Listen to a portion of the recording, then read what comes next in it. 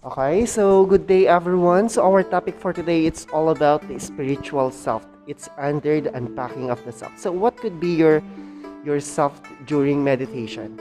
Okay, going to church. Okay, you as your spiritual self. So your spiritual self is in you, your most beautiful and powerful form. It is your authentic self, the unconditioned part that you that have no patterns. Okay? So, dahil ang self natin, there is a lot of different self. Sa loob ng bahay mo, you have your true self. Because the way you talk, the way you communicate with your siblings, with your mother, that is your self. But outside your house, there's another self. Okay? Your social self. With in how you communicate with your friends, okay, and how you conform with your friends, mga ganyan. So in religious aspect naman, there is your spiritual self. Okay? So um may mga kasabihan dito. The research says that the practices of the religion has a significant effect of on your happiness and on overall a sense of personal well-being. While it is true that when we practice, okay, when we go to church, it influence your attitude, it influence your character as an individual. Kasi sabi nga natin, di ba, religions are the builders of the characters. Okay? Kasi palaging itinuturo sa atin ng mga magulang natin na we should always act, okay? We should act anchored with the good teachings of God. Mga ganyan ang tinuturo sa akin before. Okay, so meron dito yung sinabi din na religious attendance led to too much psychological distress, according to Williams of 1970. Well, which is true. Okay? Kasi kung some of the people or some of the students, kapag nai-stress sila, nade-depress sila yan, they always call the attention of God. They pray, they go to church, they meditate, mga ganyan. They need to find peace, or they need to find the peaceful places. Okay? So, in that thing, if we talk to God, okay, kung nag-pray tayo ng malalimang pagpe-pray, mga ganyan, we confess sa Father, mga ganyan, it relieves us. Parang gumagaan ang problema natin. Nakakapag-isip tayo ng solusyon ng maayos. Kasi kung punong-puno, okay, gulong-gulo ang isip mo, at saka hindi mo alam kung anong gagawin mo, try to meditate, try to pray, okay, makipag-usap ka kay God, mga ganyan. And then it relieves. Masarap sa pakiramdam, which is true. Okay? I remember sa vlog ni Tony Gonzaga. If you fan of watching Tony Gonzaga vlog, people, okay, lahat ng mga ini-interview niya, they always says na si God ang kanilang nilalapitan sa panahon ng kanilang darkness. Okay? So, totoo yung sinasabi ni Williams of 1970. Okay? So, another is the cohabitation rate is 7 times higher among person who seldom or never attend religious services compared to persona who frequently attend. Well, which is true. As I say a while ago na religions teachings are one of the most influential. It encourages you to do good things. It influences you, your character, your behavior, the way you act accordingly to the society. Okay? Minsan kasi ang mga tao is may mga taong gumagawa na pa rin ng mga masasama. They are the yung mga taong hindi pala simba, okay? Walang Diyos na kinikilala, mga ganyan. Okay, so it's really important that we need to anchor ourselves to God. Okay? It completely makes us, okay? It completely meet us to the best happiness. Yung nga sinasabi na ni Thomas Aquinas, di ba? If you anchored yourself to God, you will have the happiness. You will have the eudaimonia. Yun yung sinasabi ni Thomas Aquinas. Di ba? kung maalala nyo yung last topic natin na si Thomas Aquinas, he anchored the happiness to he anchored the virtue to the divine grace of God. Di ba? Next is the practice of religion is good for individuals, family, states, and the nation. Okay? It improves the health, the learning, the economic well-being, and self-control, and the self-esteem, and the empathy. Okay, when we say empathy, the difference between sympathy and the empathy, yung sympathy kasi is you are nagbibigay ka ng simpatya, okay? Na the feelings na just like for example, kapag namatayan siya, condolence po, ganyan yung sinasabi na. Kapag empathy natin kasi is you are putting you are putting yourself to the situation of the person. Okay, you know the feeling kasi na-experience mo yan, ganyan.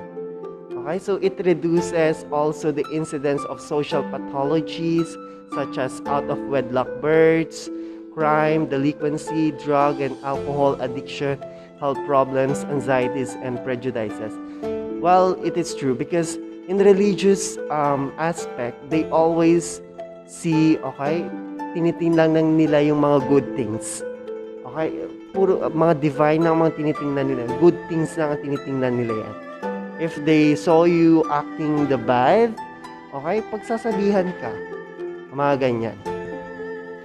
Okay, so agree or disagree, try to have argument with this and comment down below your argument. So, rituals, not beliefs. It provides social glue for the religious communities. Okay, so while an individual may sincerely hold religious beliefs, a group does not have a common mind and cannot hold any belief. Faith becomes socially relevant through actions. Until there is action, religion is socially meaningless. Okay, so people have a different perspective. People have different beliefs because of the rugged surface of the Philippines. We are all diverse now as we step up in the threshold of 21st century. Diverse ang mga tao ngayon. Okay, so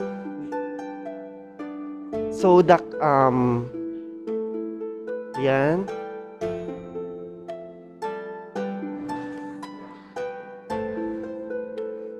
Yan nga yung sinasabi ko kanina, your spiritual self is in you, your most beautiful and powerful form.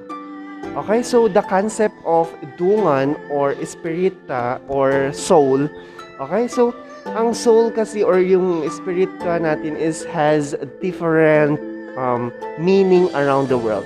So dungan is a life force, an energy, an ethereal entity with a will of its own that resides in the human body and provides essence of life, can be temporarily leave the body, which is our soul, kaluluwa. Okay, so ginhawa, it is in the Visayan word for breath or breathe. It is responsible for the heart's ability to beat and may be affected for foreign elements. Ginhawa. Okay, paghinga. Okay, kaluluwa naman or kalag, it is associated with wisdom and it's believed to be in the head. Kakambal is the soul of the living. Okay, so ang sinasabi niyan dito, ang kaluluwa natin is nasa yung pag-iisip daw natin. Ang kakambal daw natin is the soul of the living. Okay? So, we have the different ritual, we have the imitative rituals are patterned after a myth and ritual repeat the myth. Okay, so it always the imitative. Kung anong ginagawa ng mga ritual noon, it's ginagawa pa rin natin ngayon until now. Okay, so we have the negative ritual. It focuses on the rules of prohibition.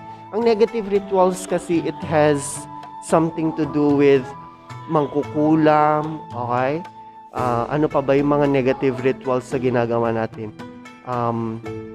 Yung nag-trending ngayon sa Jessica Soho, yung pinapatay nila, natawag na kasi doon, pinapatay nila yung kapwa nila tao just to make them powerful, human, okay? Kasi ang notion kasi nila, they have the powers, mga ganyan.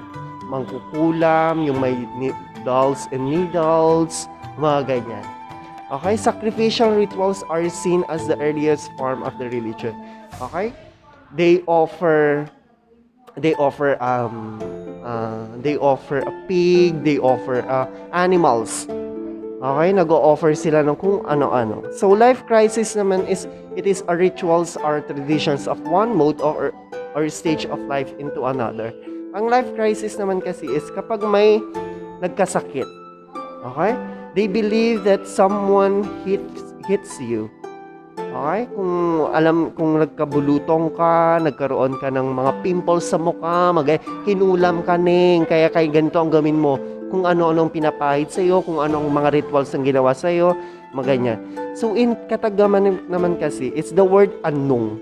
Anung is yun yung mararamdaman mo yung pagkahilo, nasusuka ka, okay? Nanlalamig yung tenga mo. Okay, those are the signs na naanungan ka. So ang probably ang ginagawa ng mga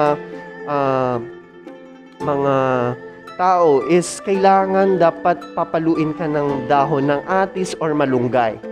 Okay? Or ang the best na solution din is yung nag-anong sa'yo, kinakailangan dapat hawakan yung ulo mo at tiyan mo. Okay? Hihipan ka. Okay? That's the best solution, yung para magamot ka. Okay? So next is we have the different types of rituals here in the Philippines. Okay, so first is the groundbreaking ceremonies. Ang groundbreaking ceremonies is these ceremonies are also useful because they tend to improve the outcome of construction, helping to ensure timely schedule, safety to workmen, and successful lives for those living or using the site. Ang groundbreaking ceremonies is very, very traditional. It's a primitive act of the people. Minana pa natin sa ninuno natin. Why? Dahil kung magpapatayo ka ng bahay, ang notion kasi ng mga tao is may mga dati nang nakatira doon. So in order for us to have the blessings or kinakailangan dapat may permission ka is kailangan mag-alay, maganyan. Try if they have the ceremonies. Okay, nagpapadasal, mga ganyan. Okay, just like for example, itong mga example dito, naglalagay sila ng kung ano-ano. Hindi ko alam kung anong nilalagay nila dyan. Pero sa ating mga Pilipino natin is nagpapadugo sila. Nagpapadugo sila ng sisiw, nag-aalay sila ng mga pagkain, okay? And nagpapakain sila. So, doon sa pagpapakain is kinakailangan dapat hindi ka magbigay sa kapitbahay mo. Hayaan mo, kung madaming natira, hayaan mo nang mapanis. As long as hindi siya pwedeng iuwi sa other bahay. Okay, so those are the ceremonies na alam ko dito sa Tugigaraw na ginagawa. And I don't know if others have the same ceremonies, sa groundbreaking ceremonies. Patunak, yun yung sinasabi nila sa Itawes. So, we have the earth healing ceremonies. So, earth healing ceremonies are the procedures that attempt to correct the geopathic stress and other disturbed earth energies. So, this is very important when we enter another year. Nung January 1st is ginagawa natin to. Iniiba natin ang location lahat ng bagay sa bahay natin just to attract energies, just to attract positive energies. Okay? Para mas dumami ang pera mo, those are the factors kung bakit mo ginagawa yun. Para dumami ang pera mo, para magkaroon ng blessings, para magkaroon ng mga magagandang buhay sa ngayong year na ito. Okay? So next is space clearing rituals. Space clearing rituals are used to clear out yan ang earth healing. So space clearing rituals are used to clear out old or stagnant energies in built-up environments.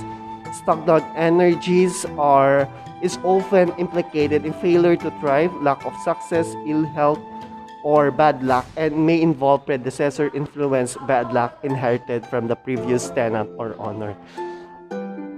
Okay, so sa other countries, okay, they have this. Papansin ko kasi kung alam na nilang hindi pa naman masyadong sira, pag bagong taon, They always kinakailangan nilang itapon ng mga old na mga damit, old na mga gamit kasi they need to let go those positive ay negative energies. Okay, kinakailangan nila ng bago to attract another blessings, to attract positive energies again. Dahil maybe the previous or the the the last they experienced was not good for them. Okay, nagdala ng mga masasakit na experiences or memories for them. Just like for example, space clearing rituals in the Philippines. When someone's uh, kapag namatayan ka, okay? Kapag namatayan ka, they go to ilog just to have a cleansing. Para magkaroon ng cleansing sa buhay, sa sarili mo, para mawala ng malas. And also, they have to sinusunog yung mga damit nung namatay na. Okay? Tinatapon na lahat-lahat.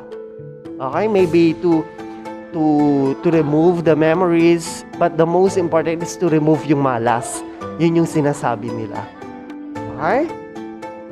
So next is we have the blessings. So blessings bring specific powers and consequently specific influence into our spaces. So through the process of blessing, it is possible to promote desired results, program a space for a given purpose, or increase the odds for success in a particular activity. So blessings have many forms of rituals. Okay, madami kang ginagawa just to aim for the blessings. Just like for an example, if someone gives you, okay, that's a blessing. Every moment of your life is a blessing. Okay, for me just my opinion. Next is we have the fertility rituals. These are meant to help those couples who have difficulty conceiving. Okay? So maalala ko lang noon, okay, nung bata ako, yung lola ko is just to have a fertility ritual sa mga ibang tao is, ewan ko kung gawa ni ata yun. And then, sinusunog niya and then nagkukulong sila sa kumot. Okay? And then, yung usok dun is yun yung inaamoy ng mga magbubuntis. Yung mga dalaga. Okay? Maybe, correct me if I'm wrong pero yun yung naaalala ko nung bata ko. And maalala ko nung bata ko, sinanong ko yung mama ko is kung bakit nila ginagawa yun. Is, yun naman yung sabi niya, para mabuntis. Okay? Para mabuntis. Yun naman sabi nila. And then many other countries have this. Okay? Yung fertility rituals. And tanong niyo yung mama nyo if they do this. Okay? Try to have a research for this. Yung fertility rituals. Kasi madaming rituals kung paano nila, okay? Kung madaming rituals na ginagawa dito, madaming pinapainom, mga ganyan. Okay? Next is we have the prosperity rituals. These are the proprietary procedures that can help to increase income, help with career and help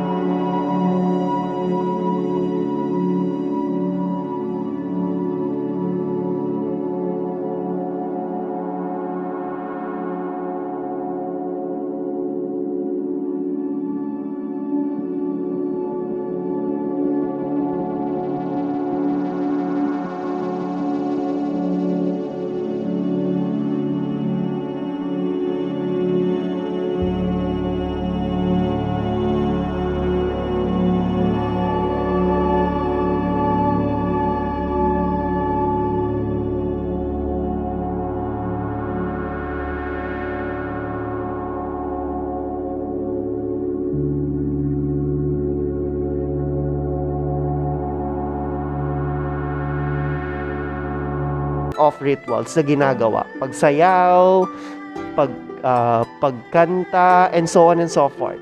Okay? But the most I've noticed in the culture of Tugigaraw, maybe hindi ko alam kung sa Tugigaraw lang ba o meron sa other lugar, is yung pagtapon ng mga bigas bago sila pumasok sa bahay is kinakailangan dapat nagkakaroon ng fountain, ng bigas, ng pera, okay, and so on. Those are the rituals na ginagawa nila. And ang sinabi naman din sa akin is, it's for them to have prosperity. Okay? Para maging malago ang kanilang buhay. Para hindi sila magkaroon ng problema in terms of basic needs and also with the money. And also with the love. Okay? Next is we have the soul retrieval. When we say soul retrieval is it is useful when long-standing blocks make it difficult to make changes in our lives, and when it seems that no matter how hard we try, results do not come our way. It's said that our soul can become fragmented by trauma as portions of our soul or psyche choose to become detached from us rather than suffer. Okay? So those are the rituals that we ginagawa pa rin natin until now. Okay? So, we have the ritual process. Sa ritual process is kinakailangan dapat kapag ginawa mo yung ritual process, kailangan dapat wala kang pwedeng ma-escape. Okay? Kailangan dapat process ang pagkagagawa mo. And it is really important that when you do this ritual process, it's very important na kailangan matapos mo siya. Okay, hindi kinakailangan na hindi kinakailangan na hindi mo siya matapos. Kasi if you are neglect or pinabayaan mong hindi matapos yun, is baka may mangyari sa iyong masama. Okay? So next, this is first is the purification. So purification can take many forms, from simple cleansing of physical body in a bath or absolution, cleansing of the space with incense or sound, to complex meditation practices designed to cleanse the more subtle levels of consciousness. Okay, so one of the best example is pag yung blessings ng bahay. Okay, pag pupunta yung pari sa bahay niyo and magkakaroon ng blessings doon. That's one of the example. Another is pagkakaroon ng dasal, okay, prayer meeting sa loob ng bahay, mga ganyan. Those are the purifications. Next is invocation. So the earth itself recognized as the source of physical health and well-being. So the eye recognized as the source of inspiration or the creation. The four directions also referred to as the four winds, considered to be the embodiment of the bodies: north, feelings; west, mind, and the spirit; south. Example of this is praying to God. Okay, yung Holy Trinity. Okay, so next is we have the receiving.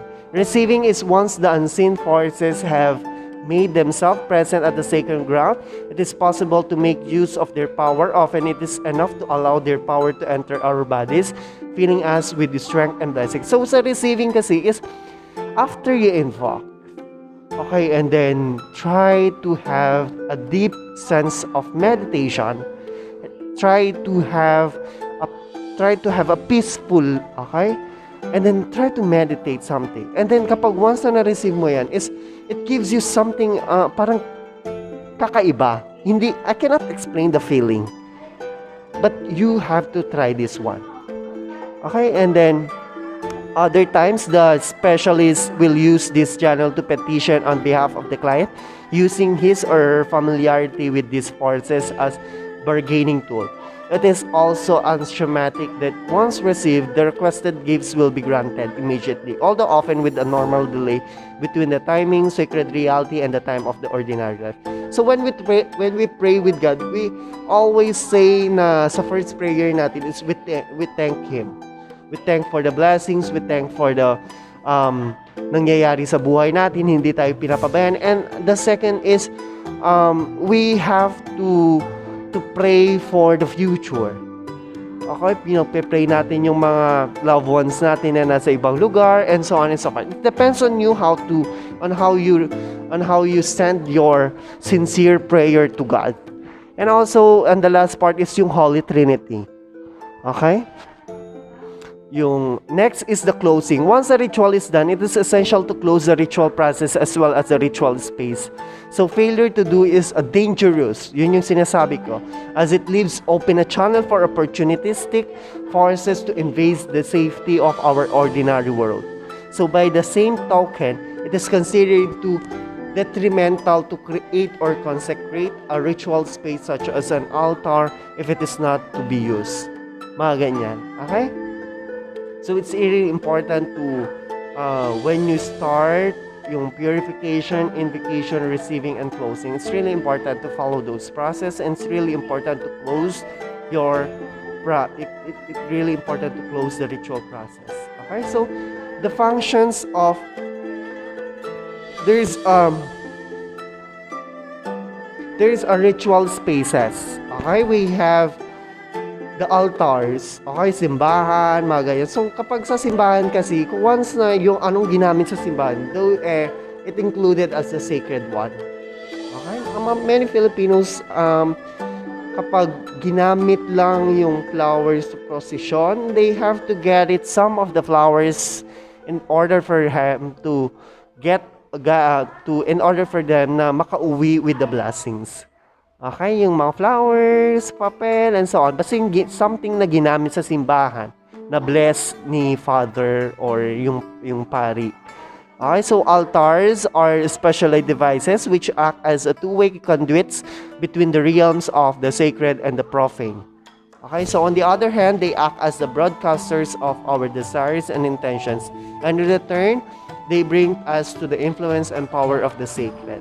So next is, nadoble lang yung altar. So the functions of the rituals. So we have the functions of the rituals is, the sacred is the aspect of the community. Okay, and the sacred objects that is set apart and the forbidden. The function of the ritual in the community is that of providing the proper rules for action in the realm of the sacred, as well as the supplying bridge for the passing into the realm of the profane. Okay, so next is religion and the magic and the witchcraft. Yung witches, the art of the practices of witches, the practice of the sorcery, enhancement, the liturgical spirits, and the belief in or use of a certain kinds of supernatural or magical powers. Yung mangkukulam, witchcraft, okay, anong, and so on and so forth. Yun yung mga ginagawa natin. Ano ba? Kung crush mo, okay, crush ko si Daniel Padilla, magpapakulam ako just to make it na si Daniel Padilla ma-fall sa akin. Maybe yung mga ibang mangkukulam is painom mo ito, kailangan kumuha ka ng mga buhok na ganyan, and so on and so forth. Madaming mga process, okay?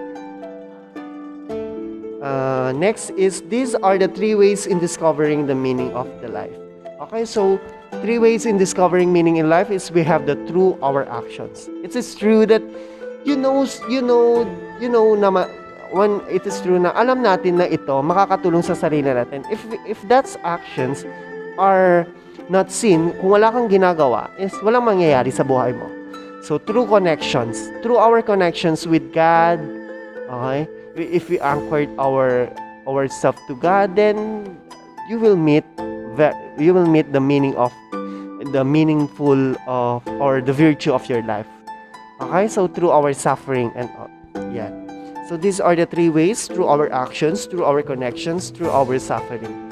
So importance of religious rituals is, we have the religious rituals is indispensable in deepening spiritual insight. Okay, and also the repetition of rituals instills religious values and attitudes in the lives of the worshippers. Rituals expresses and emphasizes the things that bind a faith community together, and through ritual, both individuals and communities make visible their most basic religious needs, values, and aspirations. So, it's really important na may kinikilala pa rin tayong Panginoon. Okay? It's really important to anchor ourselves with that.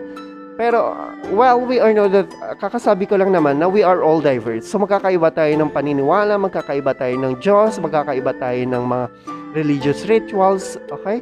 But we need to follow and have to need to anchor ourselves with that. Because it influences your behavior, your attitude, and even yourself as individual. And it is the basic, or it is the most best na makapag-impluensya to build your character as a good one, as a good person. Okay, so that ends our topic for today. And I hope that you learned something from me. And please comment down your name for your checking of your attendance. Thank you, and more power, and God bless. Bye!